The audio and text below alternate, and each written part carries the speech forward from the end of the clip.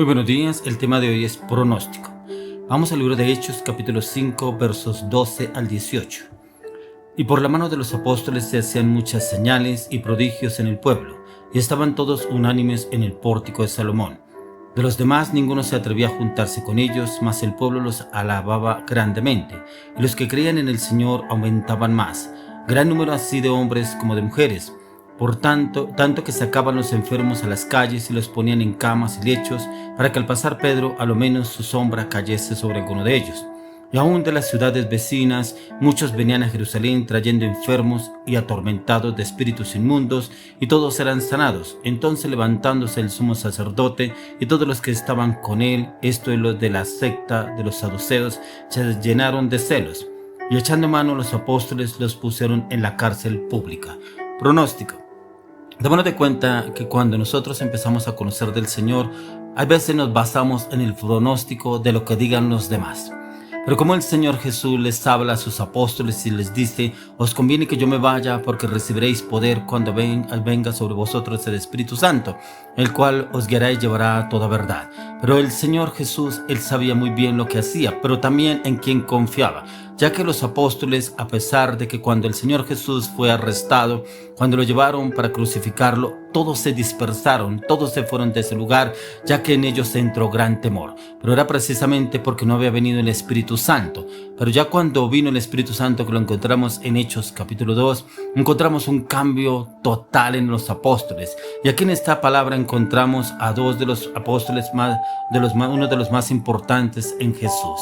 Encontramos a Pedro y a Juan. Pero como Pedro, siendo un hombre tan voluble, tan inestable, tan inconstante, cómo se levanta y le habla a la gente y se convierte en más de 5,000 personas ese día. Y era un hombre sin vulgo, era un hombre que no hablaba la palabra, un hombre que prácticamente era un hombre inestable, inconstante, pero como el Señor lo usa sobrenaturalmente.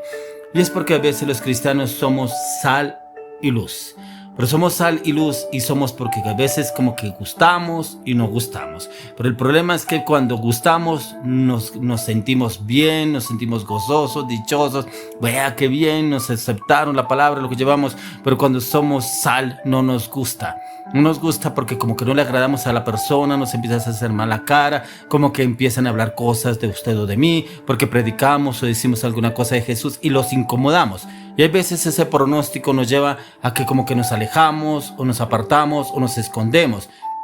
Pero vemos a la luz de la palabra que eso no pasó ni con Pedro ni con Juan, ya que en usted y en mí está en que causemos un efecto, pero ese efecto está en donde usted y yo nos encontremos, ya que hay gente que nos saborea y al entrar en contacto con nosotros le gusta, se agrada y se siente dichosa por el mensaje y las acciones que por muchas veces damos hacia esa persona. Y si el Espíritu Santo nos usa con milagros, con sanidades, se siente gustosa la persona. Pero cuando la persona es confrontada a través de la palabra, como que no le gusta, y ahí usted y yo somos confrontados contra esas personas. Hay un pronóstico: nos quedamos, nos vamos, huimos, nos escondemos. ¿Cómo hacemos? ¿Qué vamos a hacer usted y yo? Pedro y Juan tenían una relación con el pueblo, y ahí lo encontramos en el libro de Hechos 5:12, en el cual nos habla que el Señor dice que por la mano de los apóstoles se hacían muchas señales y prodigios en el pueblo, y estaban todos unánimes en el pórtico de Salomón. Estaban unánimes todos porque había mucha gente esperando a ver qué iba a hacer Pedro y qué iba a hacer Juan. Y era que Pedro y Juan tenían una relación con estas personas, en el cual les hablaban de la palabra, y algunos se sentían agradados, otros no. Y es que ellos estaban obrando como el Señor Jesús les había enseñado, ya que era la mano del Espíritu de Dios obrando a través de cada uno de ellos de una manera sobrenatural. Y era como ellos impactaban a cada vida, a cada persona, y causan una reacción en la cual se ve en el proceso en el que el Señor los lleva a ellos, a los apóstoles, cuando estaba el Señor formándolos y enseñándolos. Ellos estaban obrando como el Señor Jesús, como lo que les enseñó el Señor Jesús. Y encontramos que ellos pueden tener diferentes y acaparar diferentes reacciones. Los que no los quieren a ellos ver para nada. Los que los admiran, pero también los que creen en el Señor. Pero también encontramos a los que se oponen. Y ahí lo encontramos en el verso 16. Verso 17 dice: entonces trayéndose el sumo sacerdote y todos los que estaban con él, esto es la secta de los saduceos, se llenaron de celos. Así daremos con ese tipo de personas que no les agrada, personas que no les gusta la palabra de Dios, y encontramos ese pronóstico. Por eso debemos estar preparados. Pero debemos estar preparados en el Espíritu, que el Espíritu Santo sea guiándonos y llevándonos cómo debemos obrar y hablar y actuar, y en qué momento hacerlo, cómo hacerlo, porque Él mismo nos da esa autoridad, ese carácter, esa firmeza, esa convicción para poderlo hacer. Y es que usted y yo podemos entrar a hacerlo, pero siempre direccionados con el Espíritu de Dios. El motivo de estos hombres eran los celos. Ellos, al igual que los opositores de Jesús, amaban ser reconocidos, ser populares, ser necesitados de los hombres del pueblo, pero ellos vivían una vida de apariencia, una vida que no era de santidad, una vida que era fingida delante de ellos, en la cual en su parte personal no le agradaba al Señor. Y era lo que el Señor estaba demostrando a través de sus apóstoles, ya que ellos vivían en santidad y eran entregados al Señor. Por eso el Señor Jesús los desenmascaró y que eran hipócritas. Por eso cuando decía a ellos que eran unos hipócritas fariseos, sepulcros blanqueados, porque Él los desenmascaró descubriendo realmente quién eran ellos.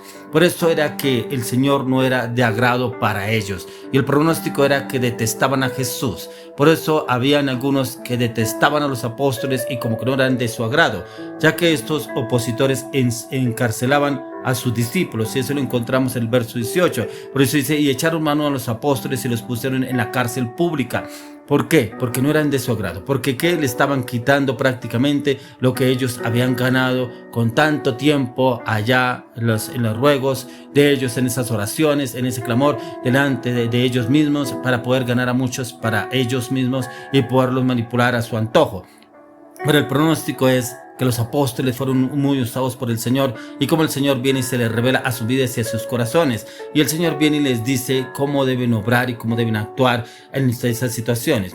Ya que si te reúnes con tus amigos y se ponen a hablar sobre fútbol, sobre una película, sobre algún tema específico, no hay ningún problema. Pero toque usted el tema de Jesús, hable de Jesucristo, se van a sentir incómodos, como que no les gusta, como que lo van a mirar a usted, como que el pronóstico como que vino a dañarnos la fiesta, como que vino fue a estorbarnos, como que vino fue a vendernos a una idea que no estamos de acuerdo. Así encontraremos de ese tipo de personas donde usted y yo nos encontremos. Pero ¿cuál es el pronóstico suyo en el entorno donde usted vive? ¿Cuál es el pronóstico suyo en su casa, en su familia? ¿Lo quieren o lo aborrecen? O de pronto le queremos agradar al entorno donde vivimos, donde nos movemos, donde estamos, y no le agradamos al Señor, pero nos sentimos cómodos con ese entorno, y el pronóstico es que me siento bien porque estoy con estas personas y le caigo bien. ¿Qué pronóstico el Señor te da a ti en cuanto a lo que estás haciendo? ¿Será que tú si le hablas a esas personas, o será que tu testimonio sí da de qué hablar para bien o para mal? ¿O será que ese testimonio te beneficia a ti como persona, como ser humano? ¿O será que ese testimonio beneficia a nuestro Señor Jesucristo porque realmente está demostrando el cambio en tu vida? Hoy el pronóstico que el Señor nos habla, ¿cuál es el pronóstico que tú estás generando? Démonos de cuenta que el apóstol Juan y el apóstol Pedro, el pronóstico que se tenía ellos no era para nada alentador. Yo creo que el Señor Jesús, antes de partir, ellos no prácticamente partiría el Señor y ellos seguirían en las mismas o volverían a las mismas andanzas. Pero cuando ellos están en aposento alto y clamándole al Señor durante 10 días de ayuno, dice que viene el derramar del Espíritu Santo y ellos empezaron a hablar en otras lenguas, en otros idiomas, y como el Espíritu Santo entra y toma a Pedro, y el pronóstico no era nada alentador para quienes estaban ahí, porque encontraron un cambio, una transformación en Pedro, un hombre que empieza a hablar de la palabra de Dios con denuedo. Pero era precisamente el Espíritu Santo usándolo de manera sobrenatural. Pero yo quiero preguntarle a usted, ¿cuál es el pronóstico que usted tiene en su vida en cuanto a la vida cristiana? ¿Será que de pronto el pronóstico que usted tiene es de bajo perfil? ¿O es un agente 007? ¿O es una persona que no quiere que sea exhibida, que no sea conocida? ¿O será una persona que el pronóstico es que muchos como que le agradan y otros no están de acuerdo? Le agradan a los que le habla del Señor y como que les habla con convicción, firmeza y determinación. Y a otros no les gusta porque como que no les gusta que les hable del tema porque estamos bien en esta religión o lo que estamos haciendo. Luego le pido al Señor que el pronóstico suyo y el mío sea en Cristo Jesús y que es el Espíritu Santo usándolo de una manera sobrenatural en el nombre de Jesús. Amén y amén.